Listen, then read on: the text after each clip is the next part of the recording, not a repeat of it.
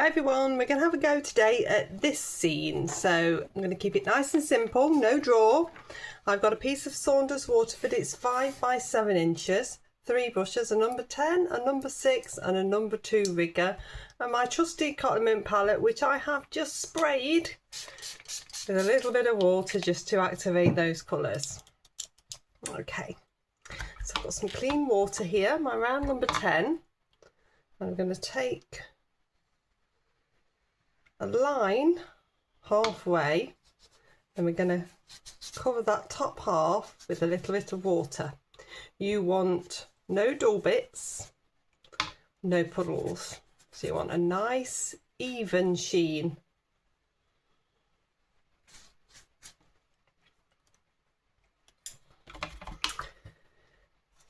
Then I've got some cerulean blue, so I'm coming down to my round number 6 to start with. And I'm going to come on, push down in a circular motion. I'm going to start to create these lovely clouds. Dip my brush back into the water.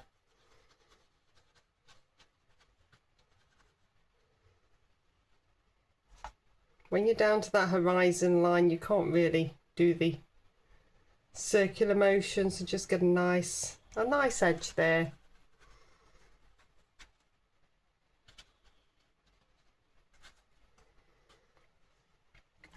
And then I need a bit of a grey, so I'm going to use burnt umber and ultramarine blue.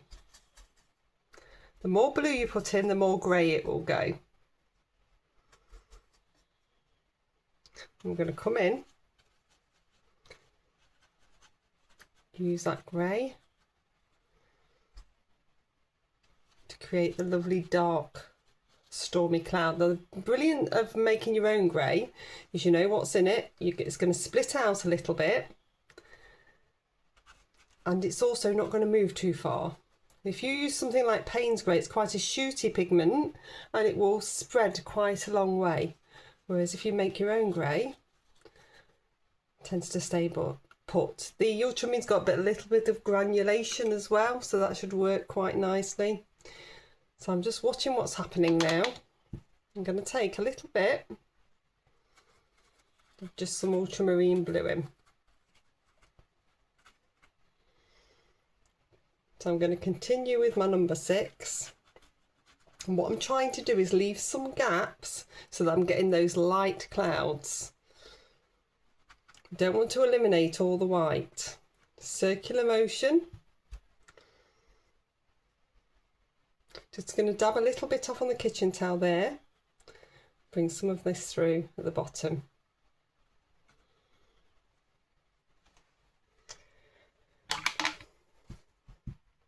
Rinse my brush off, dry it off. I'm just going to pick up some more of that grey. And where it's starting to settle now, I can take in a little bit that's a little bit darker in places, just to give it a bit more definition. Now you can do this with either a little bit of tissue or a cotton bud works quite well. You can lift out some little light clouds. So when you dab on with the tissue, you just need to make sure you're choosing a clean bit. I'm using the tiniest bit here because it's a tiny picture.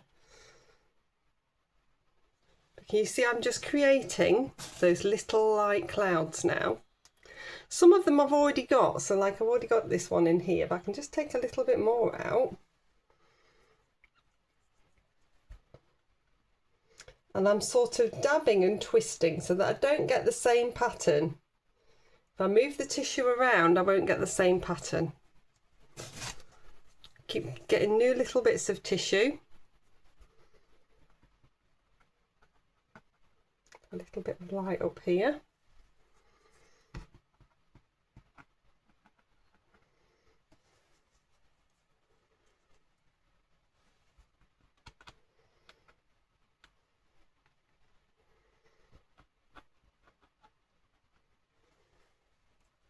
See those little bits of light then shining through. If you dab and it is too wet, it will run back, so you need to continue to dab. If you dab and nothing's coming off, it's gone too dry. So it's just finding the right balance.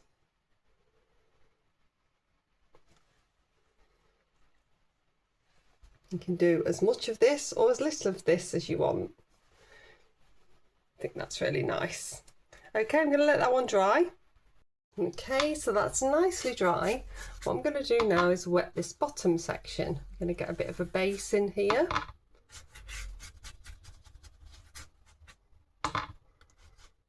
Try for no dry bits again. Okay, so I'm going to start with the cerulean blue because that's the colour that we've used within the sky. I'm not too worried about the islands that I can see yet. I can pop those in after, and the land. We're just getting a base of the water and to the grassy bits. So horizontal strokes this time. I've changed the direction of the stroke. This helps to denote the surface of the water. So horizontal strokes, I'm using my round number 10. Now I haven't got any raw sienna. The ideal colour would be raw sienna, so I'm just going to use a little bit of cadmium yellow in that corner, and then maybe a little bit of the burnt umber just to knock it back a little bit. And then I need a green, so I can mix up a green, or I could use a little bit of sap green.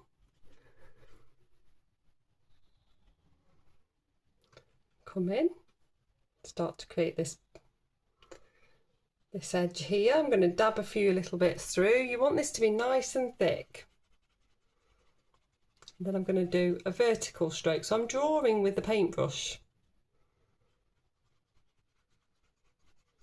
Start to create that vertical stroke.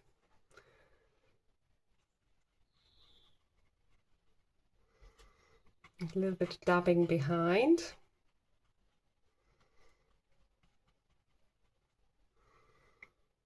Now we're going to take some of that sap green and some of the burnt umber together to make more of a darker, natural looking green. Then I can start to bring that in behind. So what I want is to create that little bit of a backdrop for this foliage more than anything else. I'm not bothered about creating the full amount of land. I can give a little sweep as to where I want that to go, but what I do want to do is make sure that I've covered this so that I can come in with the lighter green after. So very lightly, with the point of my round number 10, I'm just coming in and just starting to create some more verticals. Bring a little bit in there as well. So it's starting to build it up a little bit. I'm going to rinse my brush. I'm going to come down to a number 6 now. I'm going to come into a little bit of Chinese white. If you haven't got Chinese white, I just want you to go really thick sap green. And what that's just going to do, because there's a little bit of opaqueness to it, just going to mean we can come over that area and just push out. So I've got that background happening now.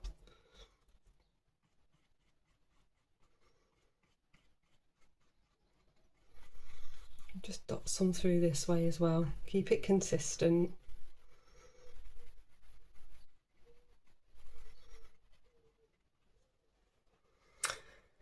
Okay, if I use the back of my paintbrush, or you can use a little bit of bank card, you can just do some indents, and that's going to help to give you that directional foliage. It's just indenting the paper like I'm drawing really with the back of the paintbrush.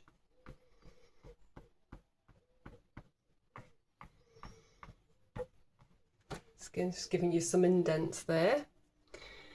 Then I'm going to come into that darker colour. Just dot some of that through.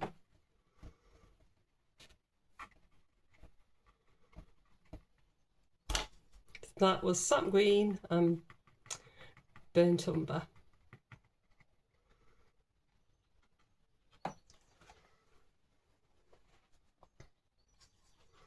It's all about making it look natural. I'm going to take a little bit more down here. It looks a little bit like it's been too mown for me, so I'm going to take a little bit more in there.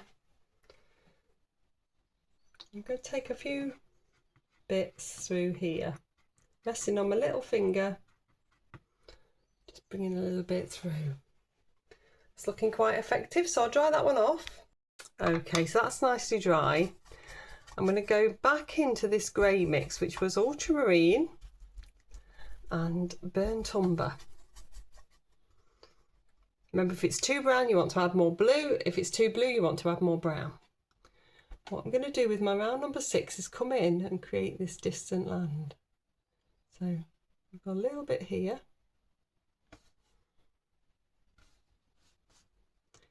And then we've got this island here. And I'm just painting these on to dry. Try to get a nice point on the corners. I'm going to rinse my brush, dab off. And I want this one to be a lot lighter, so I'm going to lift out. So I've just lifted out there. Clean, dry brush to lift out. Gives it a hazy feel. Then with this one, it's got a lighter patch here. So clean, dry brush again, lift out. So we've got a lighter and a darker side.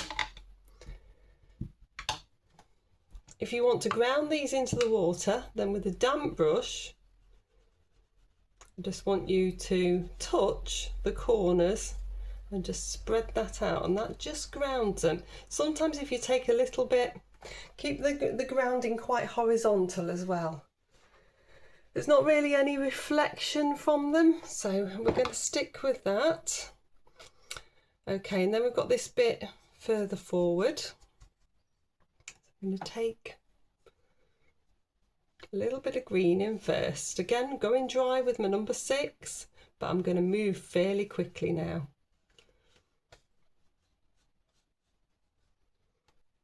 And then I'm going to drop in a little bit of grey. So this is more greeny grey because it's coming forwards. I've chosen a natural break point, which is here, just so that I don't have to do the whole thing in one go. So I'm just dotting in some of the grey, working that nicely through. I'm going to come into the paint again. So this has already got a base, we've already put it on. So we're just blending with this really. And then as we come towards this bottom section, I just want you to be quite jaggedy about your approach. You'll see this better when I come in with the grey. So I don't want you to worry about getting a smooth line. I don't want you to worry about coming around everything. Just going to blend this in a little bit with a jaggedy edge.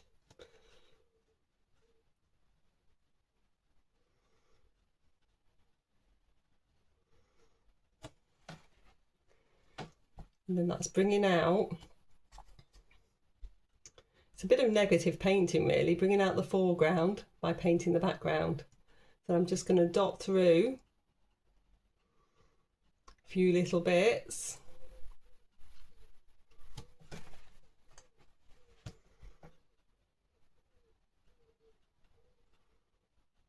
Try to not make a pattern with your dots. You're just trying to break up that line really. Works really nicely. Okay, and also with that grey, just going to take a little bit of shadow on the path. So I'm going to dip my brush into some water because I don't want it to be too strong. And I can just bring a few strokes of shadow there.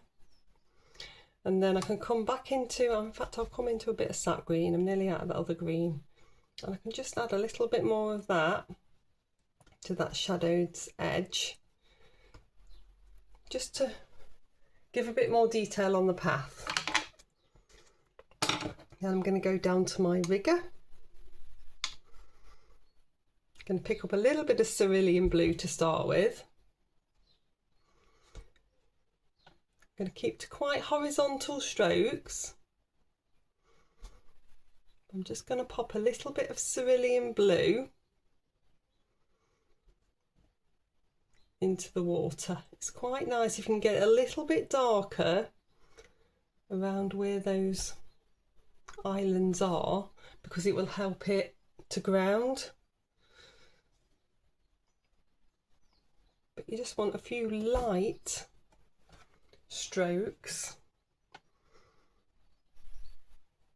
And same in this section, you can have a few light strokes. Keep them horizontal, then they'll work really nicely. We'll take a few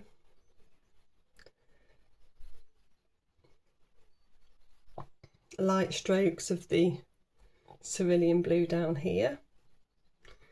Then we'll come back into the sap green and bring through light strokes through. This is with my rigger, so this is a smaller rigger, so it's easier to manage. You maintain a consistent pressure. You don't need to press down any harder, and you'll do a lot of lines. I rest on my little finger. Do a lot of lines to make those grasses and just build them up. You don't have to do too many far away. As you go away, you want less. You want to be able to do it more in this foreground area. You can also load that brush up and do a few random dabs of the green. What's quite nice with the rigger is it is very random, so you're not going to get that much control over it, and that randomness really helps gel everything together. So don't be afraid of it being random. Just fade those out as they go that way. Okay, I'll just dry that one off. There we go, a beautiful, simple landscape island scene. If you've enjoyed it, please do like, subscribe and share. You can find my Facebook group, it's linked in the description, and you can pop your designs on from my tutorials and I'll give you some direct feedback. I'll pop another video here for you and I'll see you next time. Bye.